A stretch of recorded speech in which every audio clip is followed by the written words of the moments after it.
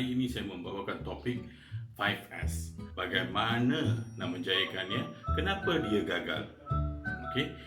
Mari kita mulakan. Video ini saya hingga habis kerana di peringkat akhir saya akan bagi dua perkara yang paling win bagi anda. Take away untuk anda. Kenapa 5S gagal? Dan bagaimana nak menjayakan 5S ni? Kedua-dua perkara ini jarang betul-betul diikuti oleh kebanyakan kita. Mari kita lihat balik 5S. Istilah ini berasal daripada perkataan Jepun Seiri, Seiton, Seisho, Seiketsu, Shitsuke. 5. Dalam bahasa Malaysia boleh dipanggil dengan banyak cara ikut pengamatan masing-masing. Tak perlu ingat satu persatu perkataan Jepun. Kita boleh mengatakan secara ringkas seperti sisir, susun, sapu, seragam dan sentiasa aman. 5S bermula sebagai sebahagian daripada inisiatif Toyota Production System. Negara barat sering mengkategorikan ini sebagai lean manufacturing. Lean manufacturing Toyota Production System adalah sama saja. Yang dia sebahagian aktiviti untuk membuang mudah ataupun waste. Ia ni adalah perkara asas sebelum kita buat sesuatu. Syarikat ke, kilang ke, pengurusan pejabat yang nak memulakan aktiviti penambahbaikan kan. Pertama kali kena buat 5S. 5S adalah asas. Dengan adanya 5S di dalam sesuatu tempat kerja, segala aktiviti seperti keselamatan, gerak kerja, pengurangan kos, penambahbaikan yang berterusan dapat mengambil tempat. Antara kebaikan 5S, antara kos, kemalangan dan waste dapat dikurangkan. Kualiti, produktiviti, rasa hormat diri dapat diperhatikan. Yang pertama, sisir. Anda perlu tanya soalan-soalan ini sebelum mula. Dalam peringkat sisir, apakah tujuan item ni? Kalau kita jumpa satu barang di sana, apakah tujuan item ni? Bila kali terakhir digunakan? Ketiga, siapa yang menggunakan? Adakah ia ni betul-betul perlu di tempat ini? Fikir balik. Kerana setiap satu yang memenuhi ruang di tempat kerja kita perlu ada fungsinya. Kerana ruang merupakan kos. Ia juga perlu dekat dengan kita supaya waste, motion, pergerakan dan transportation boleh dikurangkan. Tetapi ianya jarang digunakan dan menjadikan ruang sesak dan tidak mendatangkan produktiviti. Ia patut diletakkan di tempat lain yang mendatangkan produktiviti atau disisihkan saja. Orang terbaik yang mengetahui perkara ini adalah mereka yang kerja di tempat itu, bukan penyelia, bukan pengurus. Orang yang kerja betul-betul membuat aktiviti itu, itulah yang mengetahui apa yang perlu disisihkan. Aktiviti dalam acara atau cara sisir, yang pertama adalah aktiviti red tag. Aktiviti ini perlu dibuat di tempat itu saja. Bukan seluruh kilang semua buat aktiviti sisir red tag, bukan. Masing-masing perlu diperuntukkan dalam 15 minit dia buat sisir. Kalau 15 minit dia tak tahu apa yang perlu dan tak perlu, berarti banyaklah yang tak perlu. Satu lagi tempat perlu dikenal pasti. Dikenal pasti di mana-mana perkara yang atau item yang tidak diperlukan perlu diletakkan di sana. Tempat itu yang perlu diletakkan di sana tu jangan jadi tempat buang sampah. Supervisor perlu merekodkan setiap satu item yang masuk yang diambil keluar dari tempat kerja mereka dalam aktiviti penyelarayan red tag. Supervisor perlu pamerkan senarai ini di depan tempat itu supaya kita boleh tahu yang ini adalah item yang sedia ada di sana, bukan tempat pembuangan sampah. Cuma satu senarai saja diperlukan. Satu senarai saja. Kalau boleh senarai ini kita keluarkan melalui elektronik lah. Jangan letak banyak sangat kertas. Saya letak satu senarai, dia letak satu senarai, tiba-tiba banyak senarai. Satu senarai saja.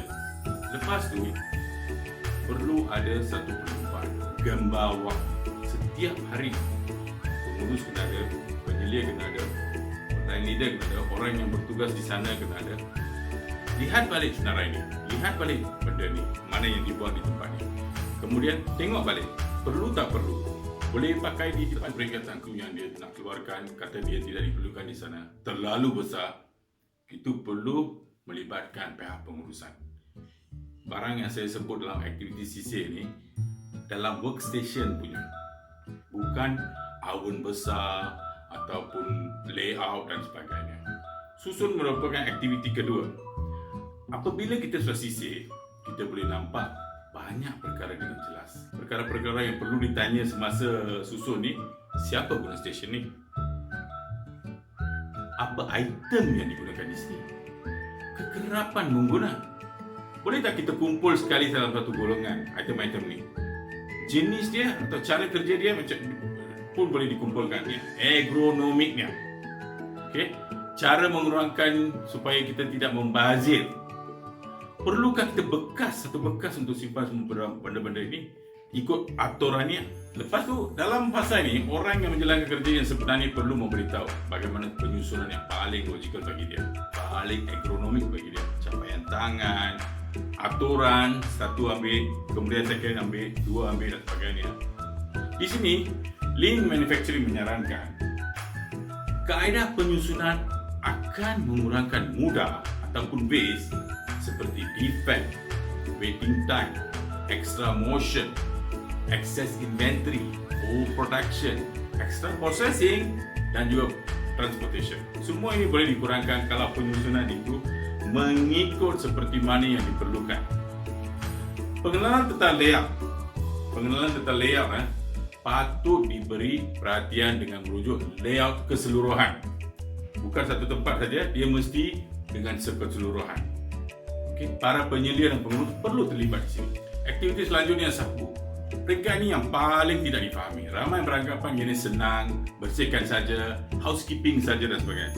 Aktiviti sapu, iaitu S ketiga ni, perlu diberi perhatian kerana aktiviti sapu bukan hanya nak bersih tetapi merapi, menjaga hayat perkakasan kita. Setiap pekerja perlu diberi latihan. Jika ada special training untuk mereka tentang pembersihan dan penjagaan perkakasan dan juga mesin. Perlu ada satu teknik dan kaedah tertentu untuk setiap satu ni, perkakasan, peralatan, mesin dan sebagainya. Di sini bahagian latihan, training perlu terlibat untuk membuat satu bentuk modul dan standard. Bahagian engineering pula dan juga safety perlu mengeluarkan kriteria, contoh, latihan, cecair mana, kain, ejen pencucian mana terbaik dan cara kekerapan berapa kerap kena buat dan sebagainya. Kebolehan ini akan mengurangkan downtime, meningkatkan hayat mesin, maintenance, mencegah dan mengenal pasti masalah dalam mesin dan peralatan dan perkakasan kita sebelum ianya rosak dan memberi kita kos langgaran yang tinggi. Ia juga akan meningkatkan rasa hormat diri atau pride pada pekerja. Ia ni adalah setara kerja technician. Kebolehan ini boleh diasah untuk kenaikan pangkat pekerja biasa pada peringkat seterusnya. Selepas 3S kita buat sisir, susun dan sapu. Kalau mereka buat dengan terbaik, baru kita boleh melangkah ke S seterusnya. Sebelum 3S ni boleh buat dengan baik dalam keadaan manfaat dan dihayati sepenuhnya, jangan pergi ke mana. Sebelum kita melangkah kepada topik selanjutnya, ingin saya menceritakan sesuatu dari pengalaman saya semasa membuat consultation Lean Manufacturing dan juga semasa saya kerja di kilang dan juga apa yang saya belajar dari pengamatan saya sendiri. Okay. Tadi saya dah beritahu di permulaan video saya akan beritahu macam mana 5S boleh gagal dan macam mana cara menjayakan 5S. Satu sebab kenapa 5S selalu gagal adalah mereka terperangkap dalam 5S hype. Kebanyakan kilang besar ataupun syarikat kecil pun membuat promosi besar-besaran dan begitu tertumpu-tumpu untuk menjayakan satu kempen 5S yang meriah. Mereka akan buat kempen, memasang banner, peraduan melukis poster, membuat flyer, handout, gantung macam-macam. Malah sanggup memberhentikan operasi kilang untuk membuat perasmian inisiatif 5S. Semua ini tidak perlu. Kebanyakan peserta yang memang terlibat dalam 5S ni tak ada di sana pun. Kerana 5S mesti ditumpukan oleh semua orang, terutama orang yang terlibat langsung dengan usaha ni. Tetapi yang terlibat dalam kempen-kempen ni cuma orang-orang tertentu saja yang memerlukan keputusan jangka pendek. 5S perlu dipraktikkan dalam keadaan terendah semungkin.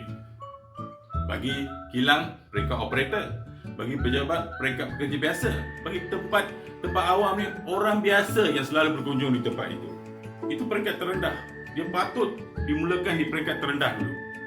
Tapi kebanyakan 5S ni dipraktikkan oleh atasan saja dan makcik cleaner saja.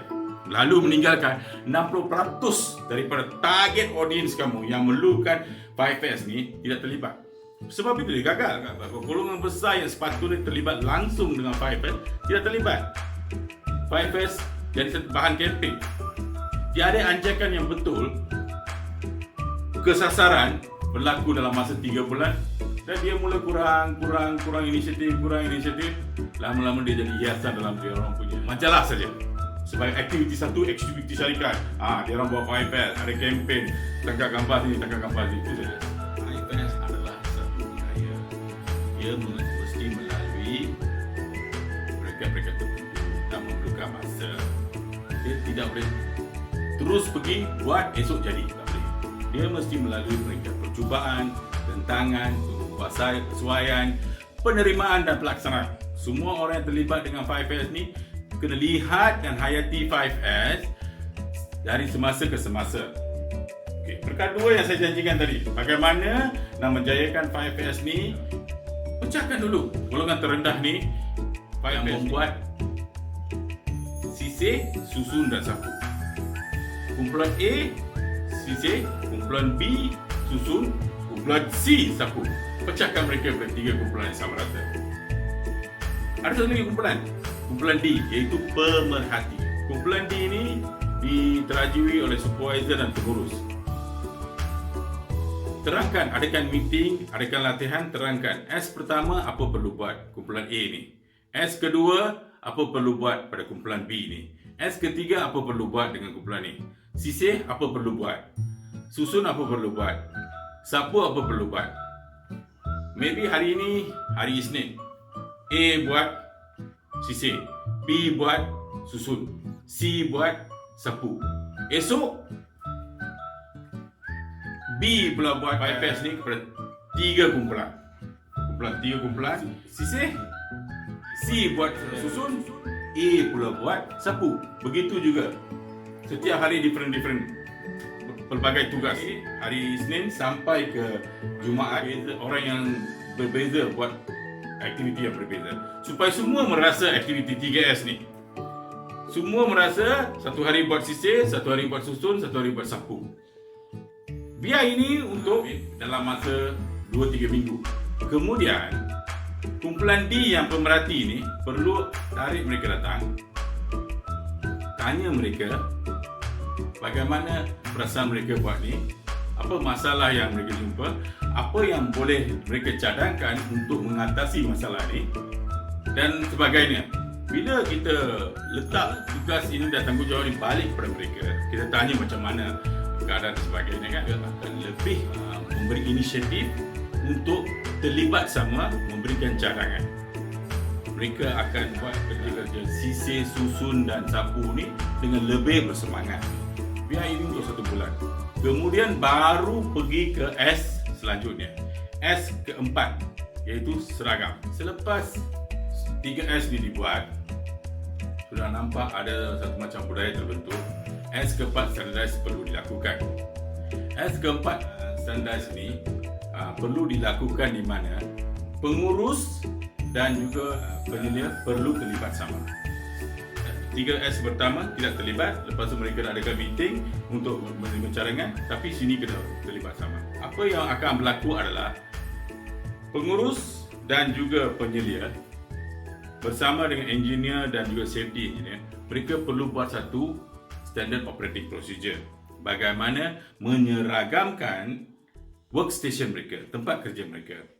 Apa yang ambil dulu di depan, apa yang ambil kemudian di belakang atau selanjutnya, ataupun peringkat atas, bawah, ataupun tepi, kiri, kanan dan sebagainya. Semua ini perlu ada layout, dan layout ini yang sama perlu dilaksanakan di workstation lain yang sama kerja dia.